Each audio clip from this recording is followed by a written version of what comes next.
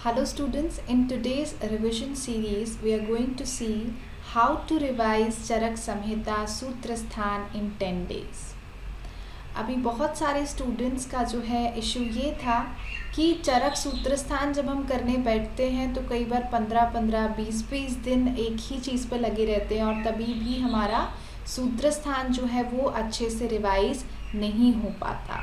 और ये वीडियो उन स्टूडेंट्स के लिए है एटलीस्ट जो एक बार चरक संहिता सूत्र स्थान गो थ्रू कर चुके हैं।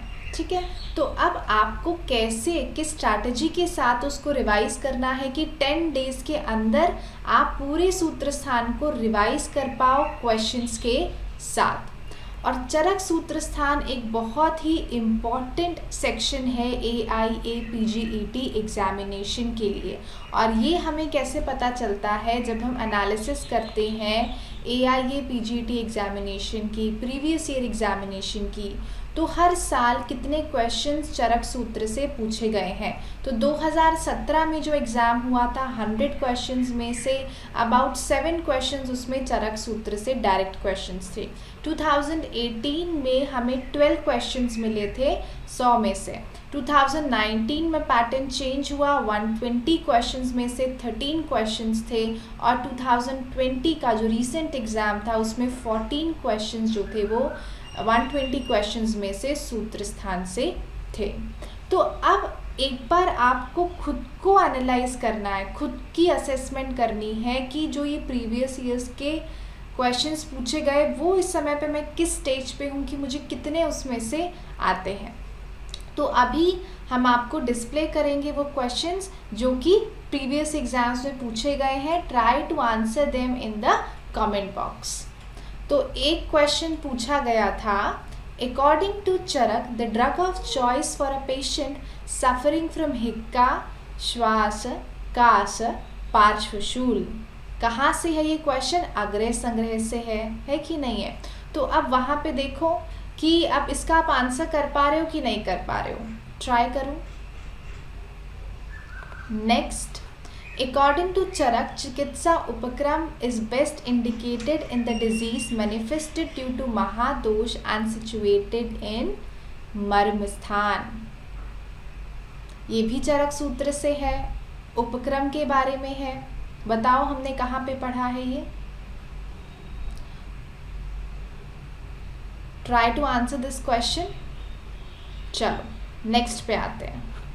द इंद्रियार्थ सन्निकर्ष, that is sense object contact that helps in the perception of मधुरत्व, sweetness, वो कौन से टाइप का प्रत्यक्ष है?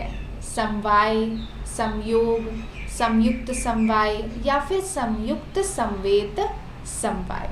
तो ये क्वेश्चन जो है ये यहाँ पे आपको याद करो कि ये हमने कहाँ पे पढ़ा है। चरक सूत्र में ही पढ़ा है। कौन सा चैप्टर था? Try to answer this question. अब हम आते हैं नेक्स्ट पे। A 45-year-old male patient reports with complaints of severe pain in vankshana, basti, medhra and frequent micturition but less quantity of urine. The single drug of choice from Charak Agrya Sangraha will B अम्लवेतस, गोक्षूर, हिंगुनिर्यास, पुष्करमूल। तो अभी तो आपके दिमाग में एकदम पॉपअप करना चाहिए कि कौन से अग्रय संग्रह के कौन से प्लांट की बात कर रहे हैं। बहुत ही सिंपल है। नेक्स्ट आओ। Which of the following groups is termed as Tristhuna. त्रि से क्या क्या है? त्रिसूत्र भी है, त्रय उपस्तंभ भी है, त्रय स्तंभ भी है। त्रिस्थूण क्या है? तो ये तो आंसर ही इसका बताया हुआ है आपको, वेरी सिंपल। चलो नेक्स्ट पे आते हैं। Tikta rasa dravya are dominated by which of the following महाभूत।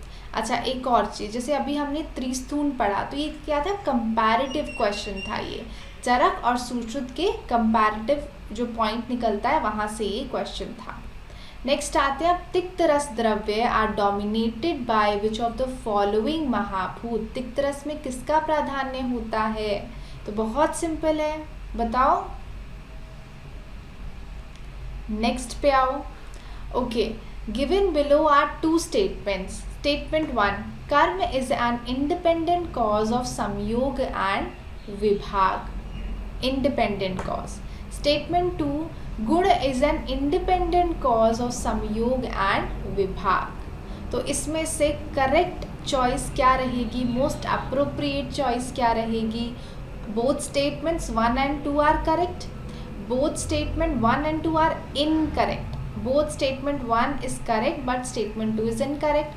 Statement 1 is incorrect but statement 2 is correct. We have already discussed this जब हमने AIA PGT का 2020 का आंसर की सॉल्व किया था. उस समय पे क्वेश्चन किया था कि नहीं किया था? वहीं से है, 2020 में पूछा गया है ये. ठीक है, तो इसका आंसर लिखो कमेंट बॉक्स में. नेक्स्ट, मर्म अस्थि संधि आर रिलेटेड टू विच रोग मार्ग? बाह्य, मध्यम, आभ्यंतर. बाह्य या आभ्यंतर तो सिंपल है, पढ़ा है हमने. कमेंट बॉक्स में लिखो आंसर. नेक्स्ट, चरक मत अनुसार निम्न में से किस स्नेह के लिए मारुतक्नम नाचा श्लेष्म वर्धनम? ये कोटेशन किसके लिए आती है? तेल, वसा, मज्जा या घृत? ये भी मालूम है आपको, सिंपल है. तो ये एक हमने ब्रीफ ओवरव्यू किया इन क्वेश्चंस का. अब आप देखो कि क्वेश्चन का पैटर्न हमको समझना है. कुछ बहुत ही डायरेक्ट क्वेश्चन थे, जैसे ये क्वेश्चन बहुत ही डायरेक्ट है. कुछ क्वेश्चंस इनडायरेक्ट थे, जैसे ये जो क्वेश्चन है वो इनडायरेक्ट क्वेश्चन था. ये क्वेश्चन डायरेक्ट था, ये भी क्वेश्चन डायरेक्ट था, ये क्वेश्चन थोड़ा सा इनडायरेक्ट था. तो इन क्वेश्चंस को क्या पढ़ने में ज़्यादा आपको टाइम लगता है, आप थोड़ा उसको और जो है टाइम दे के पढ़ते हो, ऑप्शंस पढ़ते हो. तो वो लास्ट ईयर भी ऐसा हुआ कि टाइम कंज्यूमिंग थे. तो इस साल मॉक टेस्ट भी ऐसे ही आपके रहेंगे कि आप ऐसे क्वेश्चंस को जितना ज़्यादा हो सके प्रैक्टिस कर पाओ. ठीक है, तो अब हमें पता चल गया कि कितने क्वेश्चंस AIA PGT में पूछे जाते हैं. दूसरा, हमें पता चल गया कि किस तरीके से क्वेश्चन पूछे जाते हैं. अब तीसरा हमने क्या देखना है कि अब हमको चरक सूत्र कैसे रिवाइज करना है ताकि हम इन क्वेश्चंस के आंसर दे पाए. And be honest with your self कि इनमें से किन के आंसर आप दे पाए और किन के आंसर नहीं दे पाए, ये भी कमेंट बॉक्स में लिखो. देखो, ये आपकी खुद का असेसमेंट है. जितना आपने आपको आप इस समय पे अपने साथ ऑनेस्ट रहोगे, समझोगे कि हाँ मैं इस समय पे यहाँ पे स्टैंड कर रहा हूँ, 10 में से शायद मुझे 2 ही आए, 9 में से मुझे 1 ही आया, जैसे भी है. बट हमको मालूम होना चाहिए कि हाँ इतने में से मुझे इतना ही आ रहा है, अब उसके आगे मुझे इम्प्रूव करना है ना. तो ये असेसमेंट आपको रखना है. अब नेक्स्ट क्या है, ये 10 दिन को हमने किस तरीके से डिवाइड किया है? We have divided these 10 days into milestones. और ये माइलस्टोन्स कितने हैं? ये जो माइलस्टोन्स हम देखते हैं ये हमें मिलते हैं 5 माइलस्टोन्स पे हमने उसको डिवाइड किया. आपके 10 दिन are divided into 10 days are divided into 5 milestones. और हर माइलस्टोन में हमारी अप्रोच, हमारी स्ट्रैटेजी जो है वो अलग रहेगी. क्लियर? नेक्स्ट आते हैं. अब देखो, अब यहाँ पे एक एनालिसिस हम आपको प्रीवियस 10 years के जितने भी एग्ज़ाम्स हुए हैं, पहले तो जैसे NIA, BHU, जामनगर, इन सब का एग्ज़ाम अलग होता था. उसके बाद जो है कॉमन एग्ज़ाम होना 2017-18 से शुरू हुआ. तो अब ये जो एनालिसिस अब हम आपको दे रहे हैं कि कौन से चैप्टर्स आपको किस तरीके से पढ़ने हैं, that is based on 10 year analysis of the previous year examinations, okay, including all the central university exam. तो अब देखो, अब हमने क्या यहाँ पे पैटर्न देखा कि 70% ऑफ द क्वेश्चन, जो भी चरक सूत्र से मान लो 10 क्वेश्चन आए, तो उसमें से 70% क्वेश्चन, लगभग 7 क्वेश्चन उसमें से कुछ स्पेसिफिक चैप्टर्स में से ही पूछे जाते हैं. तो ये एक पिरामिड अप्रोच की तरह आप इसको लर्न करोगे, एक पिरामिड अप्रोच की तरह आप इसको देखोगे कि टॉप मोस्ट सबसे इम्पॉर्टेंट चीज़ क्या है, जहाँ पे आपने कम करना है और ज़्यादा आउटपुट आपको मिलेगा, है ना. 70% क्वेश्चंस आपको इन्हीं एरिया से मिलते हैं. तो कहाँ से मिलते हैं? फर्स्ट चैप्टर दीर्घम जीवितीय अध्याय, स्नेह अध्याय, that is 13th chapter. 17th chapter कियंतः शिरसीय अध्याय, 25th चैप्टर यज्जः पुरुषीय अध्याय एंड 26th चैप्टर आत्रेय भद्र काव्य अध्याय. तो इन 5 चैप्टर में से, पूरे 30 चैप्टर में से जो मेन क्वेश्चंस पूछे जाते हैं वो यहाँ से पूछे जाते हैं, ठीक है। और उसमें भी स्पेसिफिक क्या है कि सबसे ज़्यादा देखो पूरे चैप्टर में से भी हमको पता है कि क्रक्स क्या है, कहाँ से हमको पता है कि यहाँ से तो क्वेश्चन आना ही है। तो इस तरीके से फर्स्ट चैप्टर में आपको क्वेश्चंस मिलेंगे षट पदार्थ से, उसमें भी सामान्यम च विशेषम च गुणान द्रव्यानि कर्म च समवायम च, है ना।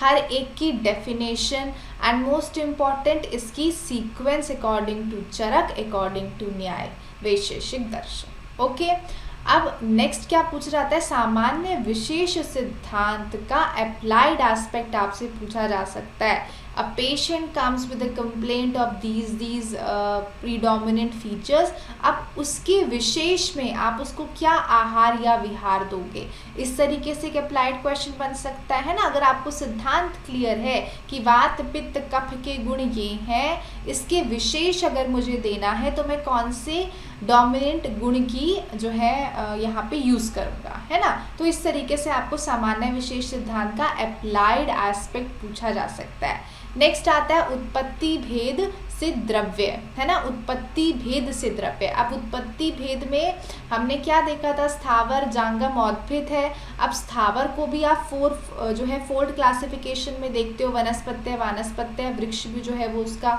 सुश्रुत का काउंटर पार्ट आता है, और इस तरीके से है जो है विरुद्ध औषध, आप ऐसे देखते हो, है ना।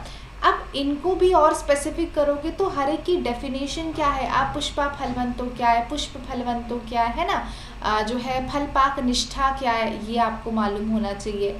इसी तरीके से हम इन द्रव्य की क्लासिफिकेशन में हम क्या देखते हैं, मूलिनी देखते हैं, फलिनी देखते हैं। मूलिनी और फलिनी का न्यूमेरिकल पॉइंट ऑफ व्यू से बहुत इम्पॉर्टेंस है कि मूलिनी में नस्य के लिए कितने हैं, वमन के लिए कितने हैं, विरेचन के लिए कितने हैं, और कौन कौन से हैं। इन द सेम वे फलिनी में ऐसे कैसे कैटेगराइजेशन है। उसके बाद पूछा जाता है अष्टविध मूत्र, तो अष्टविध मूत्र में उसका रस इम्पॉर्टेंट है, और क्या इम्पॉर्टेंट है, कौन सी डिजीजेस में हम उनको यूज़ कर रहे हैं। स्पेसिफिकली अर्श में कौन कौन से जो है एनिमल्स का मूत्र का प्रयोग किया, उन्माद में किसका प्रयोग किया, तो बहुत स्पेसिफिक पॉइंट्स यहाँ पे पूछे जाते हैं। फिर आता है रेफरेंस सेक्शन, तो चरक सूत्र 1 का रेफरेंस सेक्शन आपको बहुत जो है डिस्क्रिप्टिव मिलेगा। आपको लगभग वहाँ पे 8 से 9 रेफरेंस, इंपॉर्टेंट रेफरेंसेस वहाँ पे आपको एक साथ मिलती है। तो ये आपका आउटलाइन दिमाग में रहेगी जब आप चरक सूत्र 1 पढ़ोगे। नेक्स्ट चैप्टर पे आते हैं, दैट इज स्नेह अध्याय। अब स्नेह अध्याय में क्या है, 4 प्रकार के जो चतुर्विध स्नेह है, सर्पी, तैल, वसा, मज्जा। इन द सेम वे हमने अभी एक क्वेश्चन भी देखा था, है ना। तो सर्पी, तैल, वसा, मज्जा, इनके गुण क्या हैं। जो फर्स्ट सूत्र आता है मारुतघ्नम नाच श्लेष्म वर्धनम, या फिर घृत के लिए जो आता है विशेष, तो मतलब जो है किसी के लिए कोई भी विशेष गुण आता है वो हर एक स्नेह के हिसाब से आपको मालूम होना चाहिए। नेक्स्ट क्या है, कौन कौन सी इंडिकेशंस हैं, तो ये एक बड़ा पॉइंट है। जिस समय पे हम उसकी स्पेसिफिक इंडिकेशंस देख रहे हैं, किसी को वसा साथ में है तो क्या देंगे, किसी को भग्न की अवस्था है तो क्या देंगे, और ये भी अप्लाइड फॉर्म में क्लिनिकल क्वेश्चन के फॉर्म में क्वेश्चन बेस्ड करके आपको पूछा जा सकता है। नेक्स्ट जो सबसे ज़्यादा पूछा जाता है वो है स्नेहस्य पान काले, है ना। स्नेह का जो है पान का काल यहाँ पे क्या बताया है। फिर आता है स्नेह की त्रिविध मात्रा, स्नेह की क्या बताई है, त्रिविध मात्रा जो है वो कैसे यहाँ पे उन्होंने बताई। तो ये इम्पोर्टेंट पॉइंट जो है यहाँ पे बताया। फिर आता है अब स्नेहन कर्म है, तो उसके स्निग्ध के लक्षण, स्निग्ध के लक्षण, अति स्निग्ध के लक्षण, ये जो है ये तीनों बहुत ज़्यादा पूछे जाते हैं एग्जाम में, ठीक है। फिर आता है कोष्ठ की बात, मृदु एवं क्रूर कोष्ठ की क्या डेफिनेशन बोली, मृदु कोष्ठ में किससे किससे विरेचन हो जाएगा, क्रूर कोष्ठ के लिए क्या दोषिक डोमिनेंस बोली गई है, क्या जो है किसके लिए टर्म आया है, उदीर्ण पित्ता अल्प कफाक हिमंद मारुता, है ना, किसके लिए पूछा गया है, ये आपको मालूम होना चाहिए। उसके बाद कुछ मिसलेनियस पॉइंट्स यहाँ पे हैं। फॉर एग्जाम्पल स्नेह व्यापद की चिकित्सा क्या है। उसके बाद जो है पूछा जाता है व्यापद की चिकित्सा के बाद कि व्यापद हैं कितने, है ना, मतलब व्यापद कौन कौन से हैं और उनकी क्या क्या यहाँ पे चिकित्सा बताई है। अब इसके साथ साथ आपको और क्या मालूम होना चाहिए कि जो है अगर हमने लवण स्नेह के साथ मिलाया है तो उसके गुणों में जो है क्या अंतर आ जाता है, सद्य स्नेह देना है तो कैसे देना है, किसके साथ जो है वो दिया गया है। इस तरीके से जो मिसलेनियस पॉइंट्स है, लास्ट आप कुछ श्लोक देखोगे, लास्ट 10 श्लोक, तो उसमें आपको ये सब यूज़ मिलेगा। पिपली का प्रयोग हमने किस स्नेह के लिए किया है, कौन सी डिजीज़ में किया है, इस तरीके से जो है वो क्वेश्चंस आपसे पूछे जाते हैं। अब उसके बाद बेटा हम आते हैं नेक्स्ट पे, दैट इज कियंतः शिरसी अध्याय, है ना। अब कियंतः शिरसी अध्याय में सबसे इम्पॉर्टेंट क्या है, शिरोरोग की संख्या according to Acharya Charak and एक और हृदय रोग की संख्या अकॉर्डिंग टू आचार्य चरक, और निदान से भी ज़्यादा इम्पॉर्टेंट। तो कफज शिरोरोग का निदान और जो है सिम्टोमेटोलॉजी आपको हर एक शिरोरोग की, हर एक हृदय रोग की पता होनी चाहिए, और उसमें भी जो कृमि है वो बहुत ज़्यादा इम्पॉर्टेंट है। जो कृमि के जो क्वेश्चंस हैं वो सबसे ज़्यादा पूछे जाते हैं। अब उसके बाद आता है 18 प्रकार के क्षय के लक्षण, this is also very important. फिर आता है मधुमेह का निदान एवं संप्राप्ति क्या बताई गई है। उसके बाद वर्णन करते हैं ओज का। ओज के लिए क्या बोला है, प्रथमम जायते ही ओजः सर्पी वर्णम मधुरसम लाज गंधी प्रजायते। तो इस तरीके से जो है आपको मैच द फॉलोइंग में भी क्वेश्चन पूछे जा सकते हैं। और इम्पॉर्टेंट रेफरेंसेस रिलेटेड टू ओज, ओज क्षय में हमें क्या मिलता है, उसके कंपैरिजन में सुश्रुत ने क्या बोला है, कौन से 3 प्रकार के ओज व्यापद है। तो इस तरीके से जो है क्वेश्चन हमें मिलता है। नेक्स्ट आते हैं सप्त पीड़िका, जो कि कंपैरेटिव फॉर्म में आपको याद रखना है। चरक ने कितनी बोली, भोज ने कितनी बोली, सुश्रुत ने कितनी बोली है, ये सारे पॉइंट्स जो हैं, काश्यप ने कितनी बोली, ये सारे पॉइंट्स जो हैं आपको मालूम होने चाहिए। क्लियर है। अब इसके बाद सप्त पीड़िका में एक और बहुत इंपॉर्टेंट क्वेश्चन है कि दोष अवस्था क्या बताई, किसमें कफ पित्त का डोमिनेंस है, किसमें कफ का डोमिनेंस है, हर एक की पर्टिकुलर सिम्टम्स क्या है। और एक और बहुत इंपॉर्टेंट चीज़ है प्रोग्नोसिस जो बताई गई है, उसके भेद अनुसार आपको मालूम होना चाहिए। इसी में हम और स्पेसिफिक होते हैं तो विद्रधि का वर्णन आता है। अंतः विद्रधि कहाँ पे, आपकी जो ये पूरी बॉडी है इसमें अंतः विद्रधि आपको कहाँ मिली, नाभि पे मिली, यकृत पे मिली, कहाँ मिली, कुक्षी में मिली, कहाँ मिली, उस प्रकार से उसके फीचर्स जो हैं वो क्या होंगे ये पूछा जाता है। तो ये मेन क्वेश्चन जो कि चरक सूत्र 17 से पूछे जाएंगे। अब उसके बाद हम आते हैं नेक्स्ट चैप्टर पे, दैट इज यज्ञः पुरुषीय अध्याय। तो यहाँ पे एक संभाषा परिषद हुई थी। अब किसका क्या मत है पुरुष उत्पत्ति से रिलेटेड वो आपको हर एक आचार्य का मालूम होना चाहिए। क्लासिफिकेशन बताई गई है कि इस ग्रुप में पथ्यतम ये है, हितम ये, अपथ्यतम कौन सा है।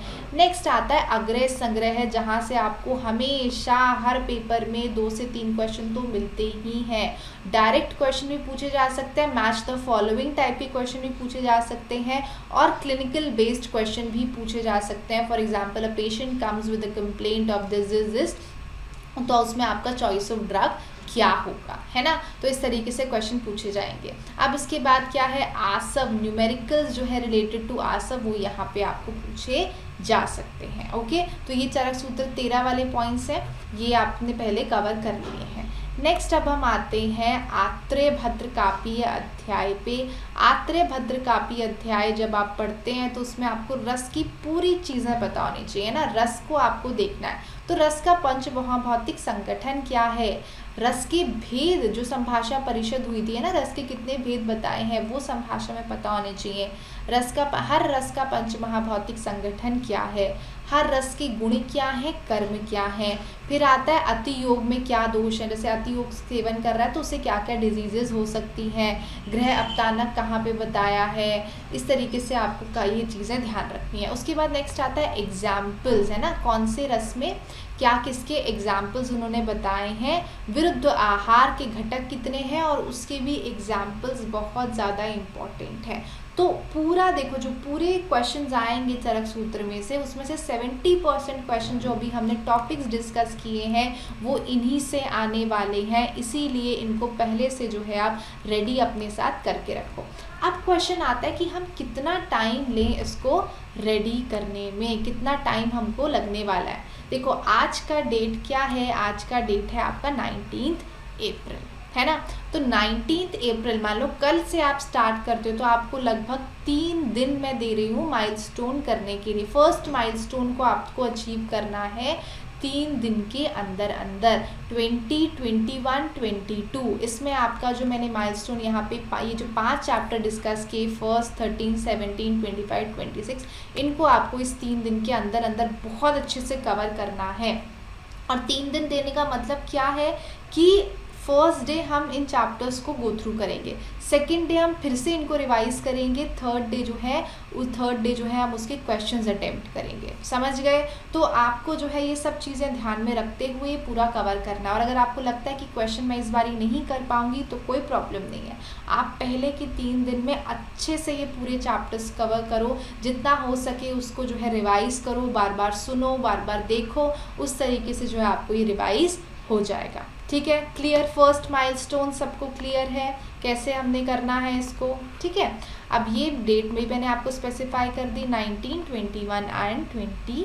19 को हमने अपना फाउंडेशन रखा, 20, 21 एंड 22। क्लियर है। नेक्स्ट आते हैं, चलो नेक्स्ट बेटा अब आते हैं सेकेंड माइलस्टोन पे। अब सेकेंड माइलस्टोन कहाँ पे है कि उसके अलावा 20% क्वेश्चंस आपको कहाँ से पूछे जा सकते हैं, जहाँ से आपको क्वेश्चन जो है यूजुअली मिल सकते हैं। तो इसके लिए आपको कौन कौन से चैप्टर्स कवर करने हैं सेकेंड माइलस्टोन में एक साथ। सेकेंड चैप्टर अपामार्ग तंडुलीय अध्याय, फोर्थ चैप्टर रिलेटेड टू महाकषाय, षड विरेचन शताश्रुति अध्याय। अब इसमें क्वेश्चंस पूछते हैं बच्चे कि हम क्या पूरे के पूरे महाकषाय लर्न करें, नहीं, जो आपको कंपैरेटिव में पढ़ाया गया है और जो सूत्र याद करने के लिए आपको बोले गए हैं उन्हीं को आपको जो है अच्छे से याद रखना है, और जो प्रीवियस ईयर में आपको मिले उनको। ठीक है, और डेफिनेशन आपको जो है वो मालूम होनी चाहिए पंचविध कषाय कल्पना की। नेक्स्ट आता है मात्राश्रुति अध्याय, जो कि इम्पॉर्टेंट है, इसमें भी न्यूमेरिकल्स जो धूमपान से रिलेटेड हैं they are very important. Next आते हैं तस्याश्रुति अध्याय पे, जिसमें कि आप पूरी ऋतुचर्या का वर्णन देखते हैं और उसमें जो निषेध पॉइंट्स बताए हैं, किसमें क्या रेजिमेंट कॉन्ट्रा इंडिकेटेड है वो बहुत इंपॉर्टेंट है, किसमें हमें बॉडी का बल सबसे ज़्यादा किस ऋतु में मिलता है वो बहुत इंपॉर्टेंट है। नेक्स्ट आता है 7th नवेगान धारणीय अध्याय। तो अधारणीय वेग में किसमें क्या सिम्टम हमको मिला और हमने क्या चिकित्सा की, सिम्टम क्या मिला, चिकित्सा क्या की, इसी तरीके से जो है ये क्वेश्चंस आपको पूछे जाते हैं। क्लियर है। नेक्स्ट आता है 14th चैप्टर स्वेद अध्याय, जिसमें कि हमने डायमेंशंस बहुत अच्छे से हमको मालूम होनी चाहिए, होलाक, जेनताक, नाड़ी, स्वेद, इन सब की डायमेंशन से बहुत ज़्यादा क्वेश्चंस पूछे जाते हैं। दशविध प्रकार में साग्नि जो है निराग्नि में कौन से हैं, 13 में साग्नि कौन कौन से हैं, ये आपको बहुत ही क्लियर होना चाहिए, है ना। और कौन सा पॉइंट किस स्वेद से रिलेटेड है, तो उसको आप डायग्रामेटिक वे में जैसे पढ़ाया गया था उसी तरीके से आपको याद रखना। नेक्स्ट आता है अष्टनिंदित अध्याय, जिसमें कि आपको चिकित्सा याद रखनी है, स्थौल्य और कार्शिकी। 24 chapter is also very important, शोणित के गुण और साथ में मत मूर्छा संन्यास के जो क्लासिफिकेशन बताई गई है दैट इज वेरी इंपॉर्टेंट। अर्थेदश महामूल्य अध्याय में आपको कुछ रेफरेंसेस बहुत इंपॉर्टेंट मिलती हैं। उसके एंड में जो है जैसे अग्रय संग्रह हमने देखा है तो उसी से रिलेटेड क्या है, इनमें श्रेष्ठ क्या है। इसी तरीके से आप 38 चैप्टर में भी ग्रुप देखते हो कि इसमें श्रेष्ठ क्या बताया, अहिंसा कहाँ पे श्रेष्ठ बोला है, तो इस तरीके से आपको जो वो पॉइंट्स हैं वो कवर करने हैं। ठीक है। अच्छा, एक और चीज़ मुझे यहाँ पे आपसे डिस्कस करनी थी 25 चैप्टर से रिलेटेड, जो मैंने मिस कर दी, कि आपको जब अग्रय संग्रह पढ़ना है तो हमेशा ग्रुप्स में पढ़ना है ना। One group is related to drugs, गोमूत्र क्या बोला, अतिविषा क्या बोला, एरंड क्या बोला, है ना। अब another group is related to dosha, कि बस्ती जो है वो वात हरान राम श्रेष्ठम, तो ऐसे करके एक दूसरा ग्रुप बनेगा।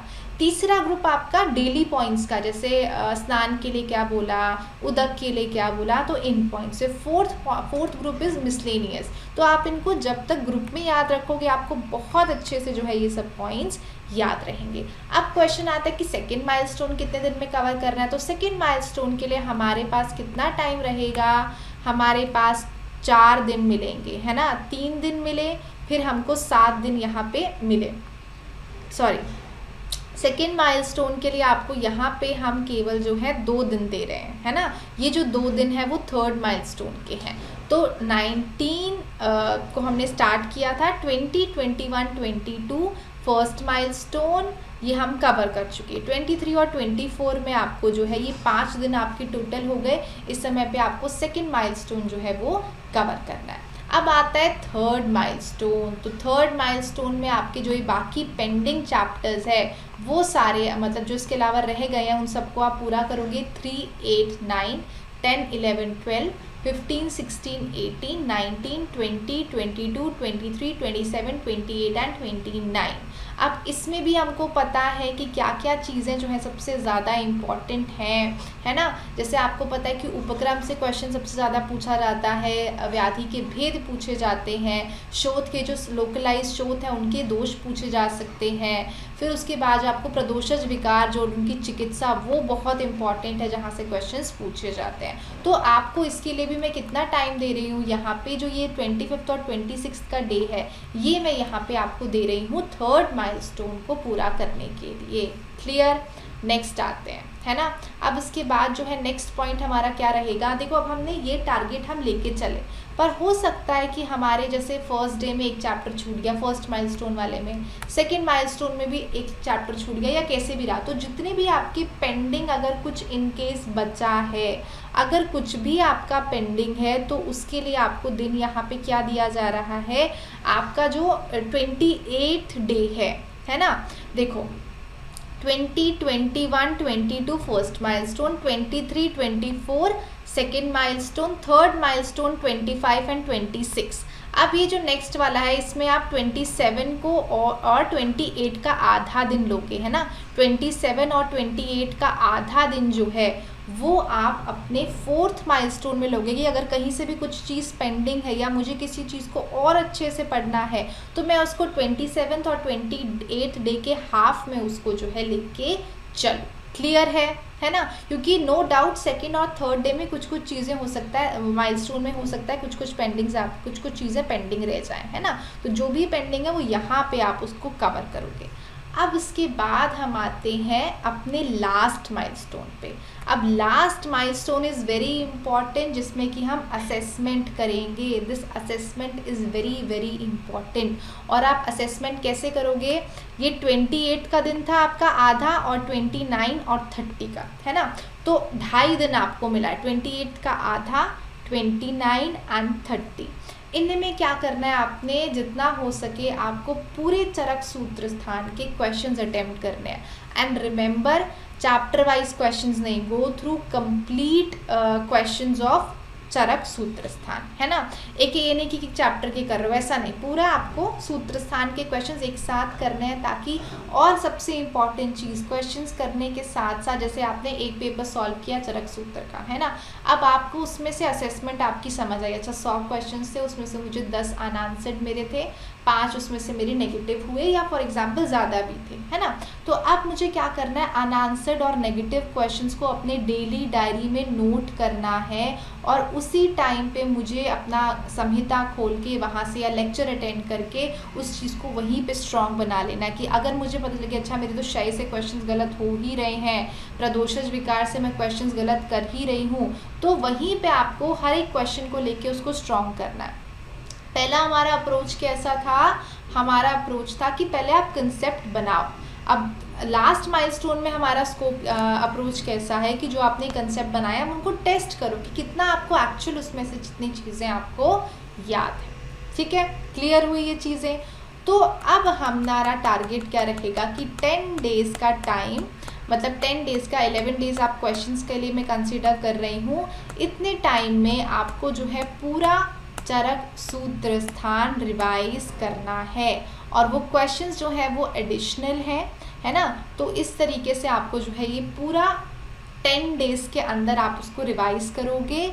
और इसमें एक चीज़ ध्यान रखनी है, ऐसा भी होगा कि आपको लगेगा कि नहीं हो पा रहा है, फर्स्ट डे आपको थोड़ा लगे कि भाई मैं तो पूरा नहीं कर पाया, कोई बात नहीं, आपको पता है कि आपके पास 2 दिन में आपको बीच में दूंगी जो भी छूटा है उसको कवर करने के लिए, इसलिए अच्छे से उसको आपको कवर करना है। और जब आपका टारगेट पूरा हो जाए तो आपको यहीं पे कमेंट बॉक्स में लिखना है कि I have completed my target. So this is going to give you a very good pack of energy कि हाँ मैंने कुछ चीज़ सोची थी और मैंने उसको अचीव किया। And mind it students, there is a very small gap between failure to success. There is a road and there is a very small gap. तो इस स्मॉल गैप को आप कैसे पूरा करोगे? कंसिस्टेंट रह के आप इसको जो है अपने हमेशा एक एक टारगेट आपको बहुत एफिशिएंसी से अचीव करना है, और कभी भी ये नहीं सोचना कि नहीं हो पाना।